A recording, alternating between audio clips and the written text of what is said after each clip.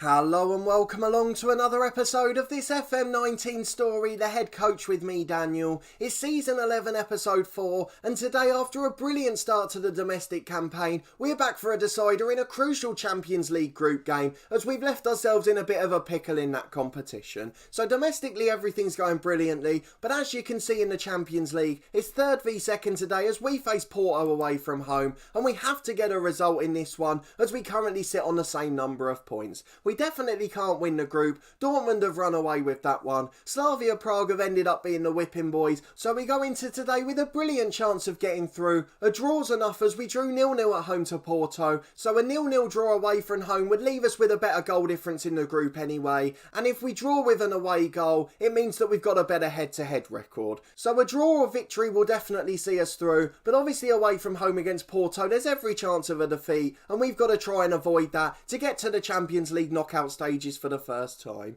If not, if we lose the game, we'll drop back into the Europa League as we did previously, and that will leave us with a chance to defend our competition, though we'll certainly be focusing on the Premier League at the moment. If we go and have a look at the schedule more generally since the last episode, you're with me for that 1-1 draw at home to Chelsea. We've had 9 games in all competitions since then, and aside from the 2 Champions League games against Dortmund, we've been in absolutely brilliant form. The first game was that 1-0 defeat away to Dortmund. An early goal defeated us in that one. To be honest, it could have been more than one. We didn't look like winning at any stage, though we did get back to winning ways in the Premier League. A 4-0 win away at Stoke City. Florentin Bernard with a brace, including a first-minute goal, and Valdir Ranzan got a brace too. He's been in brilliant form this season and scored an absolute screamer in that one. We got a narrow 2-1 victory away at Huddersfield in the Carabao Cup. That was our reserve side out in that one. Mason Greenwood scored up front, covering as the third choice striker. Bernard Martin's been out with a long-term injury, and Florentin Bernard was obviously our only other player.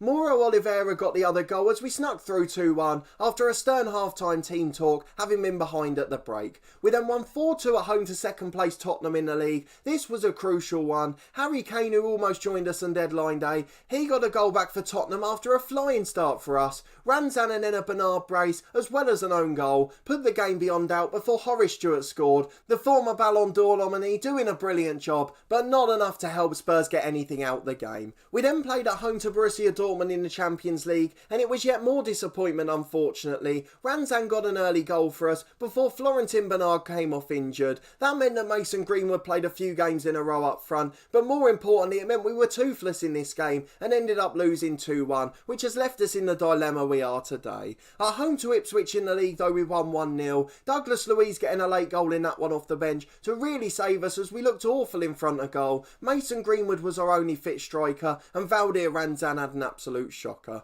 However, we did follow that up with a far more convincing performance away at Manchester City. We were behind 1-0 with 20 minutes to go, and we thought we were going to throw away our chances at the title again, but Oliveira and Gomez came to the party late on. Oliveira off the bench with the equaliser, and then Claudio Gomez scored a brilliant goal near the end. We nicked it 2-1, and we're certainly in pole position to win the Premier League title this year. In the following Champions League game against Slavia Prague, we had to win to make sure we'd be in the top 3 positions of the group and guarantee ourselves European football after Christmas. We did just that, and in emphatic style. Valdir Ranzan got 4 in this game, Mason Greenwood a brace off the bench, Bernard and Arzani got a goal as well, and Ranzan even had time to miss a penalty. We won 3-1 at home to our rival Sunderland in the next league game. A really solid performance in this one. Ranzan again with a brace, this time including a penalty, and Arzani scored late on after Sunderland had got one back, which prevented a nervy grandstand finish. And in our last league game away to Watford, we nicked a 2-1 win. Watford got promoted from the Championship last year, and they're up in 3rd place in the league at the moment. I think they might have dropped to 4th after this game, but they've got a game in hand as well. We nicked it 2-1 with Florentin Bernard getting the winner. He's become an absolute superstar this season. He's really improved in training. He's gone up to 4-star current ability, and he keeps flicking up towards 4.5 as well, so he's become an absolutely world-class player. So in the Premier League, things have been going brilliantly. We're into the Carabao Cup quarter-final where we've got Championship Sheffield United at home. We've got an easy 3rd round FA Cup tie at home to lower league Northampton, and we're top of the Premier League by 6 points with a game in hand, which must be against one of these mid-table opponents. So everything apart from the Champions League is going brilliantly, but if we lose tonight we'll drop back into the Europa League again and miss out on the knockout competition in the big time. The one thing that has become pretty ironic this season season, after a summer desperately job hunting to get away from Newcastle, is that we're now in a position where we don't want to leave, as we've got a brilliant chance to win the Premier League. I didn't think that would be possible at Newcastle, and if we can do that this year here, we'll certainly be able to get an elite job then, and it means we'll have no need to come back to England in the future, as we'll have won all the domestic competitions. The FA Cup may be missed off that list, which is a shame as it is my personal favourite competition. But unfortunately we're here to win as many big trophies as possible, and once we win the Premier League in England, there's no need for us to stick around. We have won the Carabao Cup and the Community Shield too, and getting the European Super Cup out the way is a brilliant achievement. So if we can win the Premier League this year, we'll certainly be looking for a big job in another European league. But that's enough talk off the pitch. I'm only holding things up because I'm nervous about this game. It's Porto v Newcastle. The winner takes everything, or in our case, as long as we get a point, we still take everything. But we're the slight favourites for this game, despite being the away side. Andre Hayek's obviously on loan at Porto, and that could come back to haunt us, as although he hasn't been able to play against us, he was crucial in a win for Porto against Dortmund earlier on. And to put yet another twist in the tale, is former Borussia Dortmund manager Thomas Tuchel is in charge of Porto, so he's going to be looking to put us out today. Mafloufi's out with an injury. We've got 3 players unregistered, of course, but let's go and look at the lineup we have gone for. Again, our squad's a little bit short in this one, but we've gone for the best possible 11, even though it means playing 1 or 2 tired players. So you can see Anderson's only 88% fit. He's really struggled to get back to full fitness since coming back from injury, but our medical team have said that he's got a low risk of injury, so we should be able to get away with playing him anyway. If we have to rest him at the weekend, then so be it. The league game we've got on Saturdays at home to West Ham, so we should be able to win that one with Mafloufi and Konza, with Mafloufi coming back from injury at the weekend. But our lineup for today is as strong as it can be. It's Machilov in goal, Gomez and Lewis are the fullbacks with Konza and Yanderson in the middle, Gomez in the Segundo Volante role. He's really adapting well to that now. Leonardo's the deep line playmaker, and then Arzani, the informed Ranzan and Lera are the 3-man creative force, behind Florentin Bernard up front. Ranzan's competing with Bernard for the top scorer this season, which shows just how well he's done. We complained last season that his average rating was miles below the rest of the team, but he's really come back to prove us wrong this season. Bernard Martin's back from long-term injury and was on the bench for the first time at the weekend, so he's available if we need a late goal, and we want to throw 2 up front to try and do it. We've also got attacking players like Lavinas and Oliveira to choose from, and Billy Gilmore, the creative playmaker, on the bench. There's defensive changes such as Luis Pedro and Bazan if we need them, so we can shore things up too. We may see some wacky formations towards the end of this game, depending on what the scoreline is towards the end. But let's get into the game. We can't hold it off any longer. We need to try and get a point in this game. I think we might have to drop our mentality slightly, as it's cost us in previous games, particularly the Dortmund ones where we went to attacking. You can see Porto were trying to build from a defensive base and just hit us on the counter-attack if they can. So we're not going to allow them to do so. We're going to encourage the lads to do well. Hopefully they'll be motivated, though only a couple of them are. And we're going to go to our tactical screen, change nothing else bar our mentality, just drop to balance for this game, and hopefully it will leave us a bit less exposed at the back. It's time for the kick-off then, no tunnel interview today. Let's get into the first half. It's Porto with a kick-off. Romario back to his centre-half Alvarez, and they start by going all the way back to their goalkeeper, who plays it out short to Alvarez again. A long ball forward down the left, but the highlight ends, and with a minute gone it remains 0-0. We don't need to worry about any other scores today. It's just us and Porto. Whoever gets the win is through to the knockout stages, and if we draw as we discussed before, we're going to be through as well. I know that we want to defend the Europa League, and it would probably be a better opportunity to win another trophy, but I really won't want to drop down to the second competition when we've got our first opportunity to get to the knockout stages. We've never made it before in the Champions League, so it'd be a huge milestone in our career, but Leslie Konza's just got himself sent off. They went through on goal, and what's he done? It would have been better to let them through and lead 1-0, and now with just 3 minutes on the clock, we've got to play the rest of the game with 10 men. What a disastrous start. I'm absolutely devastated by that one. I really don't know what we're going to do here. I think I have to sacrifice Ranzan. It's so unfair on the lad who's had a brilliant season and he's one of our biggest goal threats, but I can't see a world in which I can leave him on, as even if I switch him to the left, he's usually ineffective from there. I'm going to have to sacrifice him, aren't I? I'm going to drop Gomez as a deep line playmaker on defend, and Ranzan's going to be replaced at centre half. Joe Gomez will go in as the ball playing defender, and Pedro will come on at right back. A devastating start to the match. We're going to drop our mentality risky to cautious. We're going to time waste all the time. Now we're going to definitely have to hold on for a draw. Hold our shape and slow the pace down. Or in fact, I think we're still going to counter-attack. We want to have some sort of attacking threat. Let's get back into it. Fingers crossed we can hold on for a draw, though I'm sure they'll probably score straight from this free kick and leave us 1-0 behind. It's Shoya taking it from the edge of the box. Brilliant block by the wall, and Gomez hacks the ball away. We survive for a couple more minutes. Joe Gomez gets the ball from the short goal kick. He finds Machilov. Hopefully we'll be able to keep possession well still. If we're good in possession, we should hold our fitness, and hopefully that'll bode well later on. Arzani's tried to put Bernard in. Oh, what's gone on there? The right back for Porto tries to nod it back for the keeper. It was a casual approach, and the keeper was forced to tip it away and forced into a save from his own defender. Arzani's won it back and he finds Bernard. Beast the man! Oh, I thought he was going to be the hero. Pedro with a brilliant save, and we've looked very threatening since the red card. Bernard really should have taken that chance, and they're the sort of ones we might regret later on. We're not going to get many with 10 men on the pitch, at least I don't think we are, and we've really got to take them when they come along. I'm devastated we've missed that one. Gomez gets it to Arzani though. We're still on the attack, and now it's out to Claudio Gomez on the right. He finds Pedro, inside to Lewis. We've got a chance to come forward again. He might have a shot, but he goes short in the end, and Lera the winger switches it out again.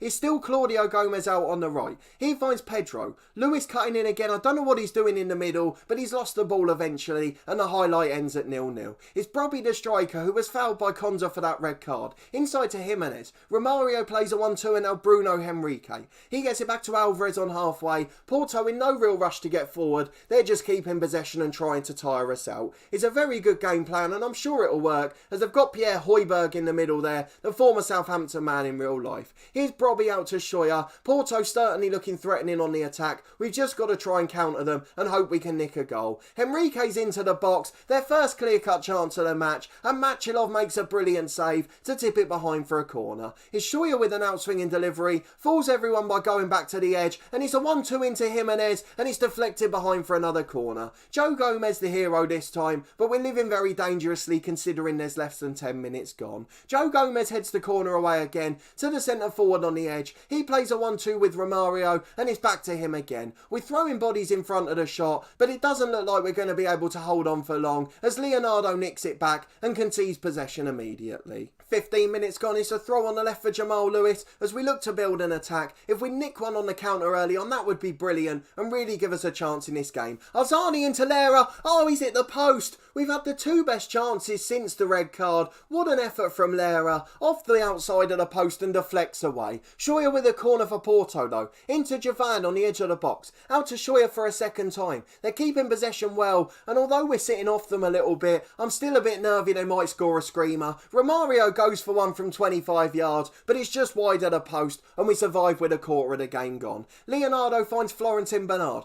Can we create another chance? We're still holding our own. I've got to give them that. It's fallen to Arzani at the back post, but that header was straight into the arms of the keeper. He was always going to save that. Alvarez gets it to Romario. The keeper rolling it out, and this is where we're vulnerable. We just don't have enough men defensively, and we might have to sit a bit deeper towards the end. Shoya's got in and put it past the keeper, but he was offside, and I did think he looked it from the get-go, so thankfully the linesman spotted it, and it remains 0-0 with half an hour gone. The one thing we can do in the second half is think about taking Leonardo off and dropping Douglas Luiz in as a second holding midfielder, though Brobby's in for Porto. Machilov with a brilliant save. Yanderson flicks it away, and we're really scrapping for our lives, but this chance was created from us losing possession in the middle. We're leading to our own downfall. Romario's gone for another long shot, and thankfully again it was wayward. Just a minute and a half to the break now. The lads are fighting brilliantly. We're still dominating possession, which is helping our fitness, but Højbjerg goes from the edge of the box, rattles the woodwork with a brilliant volley, but we still survive, and it looks like at the break we're going to hold on for a goalless draw. There's the half-time whistle then. Let's go and talk to the lads. We can only sympathise with them. They've worked really hard. We're going to tell them they can still get a result. We're going to go and scream at Ezri Konza. We'd have rather have gone 1-0 down. We'd still be able to get back into it. But as it is, we've got another 45 minutes with 10 men. I'm just going to go to the tactics screen. Leonardo's still having a good game at the moment, so we are going to leave him in there for now. But 10 or 15 more minutes, and then we will try and help out our defence a bit more. Let's get into the second half, and fingers crossed we can just create great sunning on the break. If we get a goal, I'd trust us not to concede to. The highlight ends pretty quickly at the start of the half, and with 5 minutes gone in the second, it remains 0-0 here at Porto. Here's Jovan on the right hand side for Porto. Delivers to Brobby, who heads it wide. It was a brilliant opportunity for him, and he's absolutely wasted it, and it's still 0-0, but you're starting to feel like it's just a matter of time. We've won the header from the Porto throw-in, but it's fallen straight back to them. You can see the lads are much more tired than normal. They're playing with a cautious mentality. They're keeping possession well, but unfortunately you can only hold on for so long when you're playing 87 minutes with 10 men. Here's Romario out to Scheuer.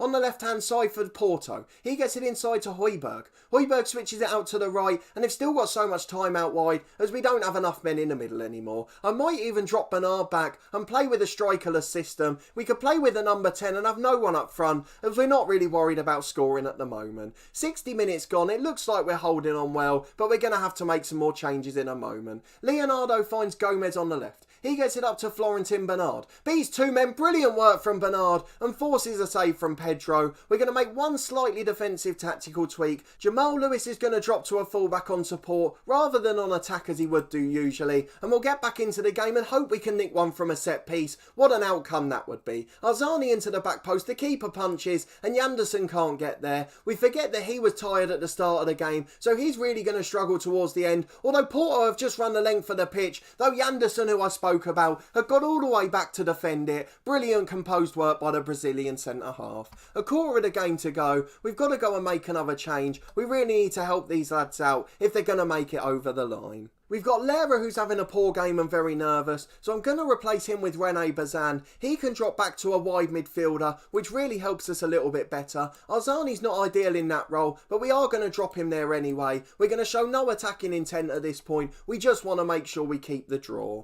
We'll give it 5 more minutes like that, and then we'll make our final change, and that one will be bringing Douglas Luiz on into the holding midfield role, with Leonardo being sacrificed in central midfield. Just under 15 minutes to go. It's still been very quiet. Leonardo's ticked over to nervous now. He's also in the 60s for fitness, so we're going to replace him with Douglas Luiz, and we're going to swap the roles over as we would normally. Douglas Luiz is going to be a deep line playmaker on defend rather than his usual Segundo Volante, and Claudio Gomez is going to do exactly the same. We just want the two men sitting in front of the centre halves. Joe Gomez could go back to a central defender, but we might as well leave him as a ball player. We're still coming out from the back, and then just to avoid any errors in defensive positions, we're going to put Machilov as a sweeper keeper on defend rather than on attack. We don't want him coming too far out of the box as we're defending pretty deep anyway. Let's get back into the game, and fingers crossed we can still nick one on the counter attack, even though we're offering pretty much no attacking threat now. 10 minutes to go. It's a free kick from Porto, and this is the one thing we haven't considered. If they do score, what on earth are we going to do, as we'll have no attacking players left on the pitch. Bazan finds Gomez though. We've got a 4-on-4 here, but it's an awful pass, although it does find Arzani. It's really stemmed the flow of the counter. Arzani's been challenged. It's into the middle for Smits. Now Marquez as Porto come forward. We've got 5 men back still, but they still look dangerous, though Douglas Luiz with his fresh legs is over to cover quite brilliantly. Henrique to Jimenez on halfway,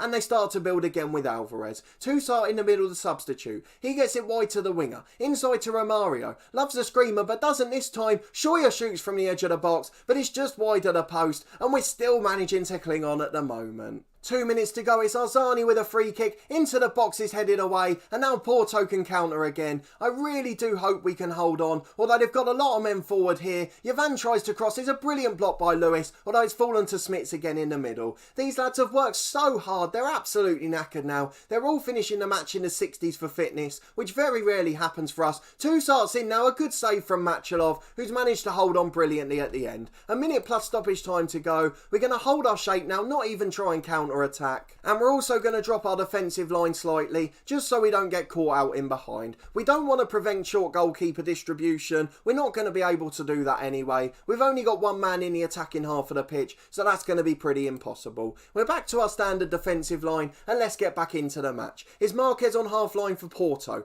He's come forward to Jovan. It looks like they're going to try and nick one late on, but it's deflected behind for a corner, and we've really got to hold firm from set pieces now. The lads have worked so hard. 87 7 minutes already with 10 men. Yanderson heads away, Enrique volleys it, it's a brilliant block, and then Bernard flicks it on his one-on-one, but the Porto defender's back to cover. It's Arzani with a free kick. It's exactly where we want it, and we've got a penalty with 90 seconds left. What a wonderful performance, and Douglas Luiz is the best penalty taker. If he can score this, it is the best away European performance, and arguably the best performance in this series so far. Douglas Luiz steps up, can he put it in? Straight down the middle, what a penalty. Douglas Luiz gives us a 1-0 lead in the 93rd minute. We've played with 10 men since the 3rd minute. We've absorbed so much pressure for a full 90 minutes, and then we nick one on the counter late on. The best performance of this series so far. We've had more convincing ones, but these lads have worked so hard, and I'm starting to fall in love with Newcastle again. It's out to Collar on the left-hand side, a brilliant block at right back. The lads are still working hard, and there's now just 5 seconds to go. It's a throw on the left for Porto with Collar, into Scheuer, he goes short to Alvarez. Smith's on the edge, shoots just over the bar, and that's surely going to be it as soon as the kick's taken. Machilov lines it up, the final whistle goes. That is the best performance of this series so far. I am so proud of the lads for that one. Esri Konza will be getting a fine, don't you worry about that, but the other 13 players who were on the pitch during that game were all absolutely sensational. What a performance, what a 90 minutes in Europe, and we're through to the Champions League knockout stages for the first time ever. Well done to the lads, assertively will tell them. They were absolutely brilliant. Joe Gomez, the centre-half, gets man of the match. The whole back four had a rating above a 7. I couldn't be much more pleased with that one, and I'm sure you can tell how excited I am by that performance. I love a defensive 1-0. I know we like to play exciting football most of the time, but a scrapped out 1-0 performance like that, when our backs are against the wall, is just as enjoyable for any manager, seeing your defensive tactical plans come to fruition. So we'll wrap this up pretty quickly, as I'm aware that was quite a long game. We absorbed a lot of chances, but what a wonderful performance. Let me know down in the comments what you thought of that one. For me, it was the best in the series, purely because of the strong mentality and positional awareness we had to have. It was brilliant defensive work. Another 2.5 million. We'll deal with Konza off camera in a minute. We don't want to focus on the negatives for now. But there's the confirmation we're through to the first knockout round. We'll obviously show that later in the season, but let's go and have a look at our schedule for now to see when we'll next be back on camera. So we'll pop back next during the January transfer window. I won't promise which game it'll be yet. We'll show one of those games as well as hopefully some transfer action, as our board for the first time ever, and I nearly fell off my chair when this happened, they've given us extra transfer budget to what we would have had. So we've now got 65 million. They've given us an additional 51 million pound to work with. So our director of football should be able to add some real gold dust to this side. Hopefully he'll produce a big signing or two. If we could get two 30 million pound players to make the squad sensational, or even one absolute star to start, I'd be absolutely delighted. So fingers crossed he'll get to work and do some brilliant business. But if you did enjoy this episode, please put a thumbs up on the video. I'm so proud of that performance. Let me know in the comments if you enjoyed it too. I know it wasn't the usual attacking flair and intent we show, but hopefully we'll be back to that in the next episode as we show a league game from our January schedule. Also, let me know if you think we're going to be able to hang on and win the league. It's been our best start to the season for a long time, and a lot of the big sides that have been running away with it in previous years are really stuttering this season, so I think it's probably our best opportunity, and then we can move on to the other big European leagues. Subscribe to the channel for daily FM19 content from my 2 long-term stories, this one The Head Coach, and then our One Club series Part of the Furniture with Torquay United, where we tried to take them to the top of English and European football. There's also weekly content from my Snooker 19 career every Friday at 4:30, and then we should have plenty of content this week and next from Cricket 19. I've really enjoyed the previous editions, so hopefully you'll enjoy my content from this one. But a massive thanks for watching and your continued support with the series as always, and we'll see you next time for another big Premier League game as we chase our first ever league title.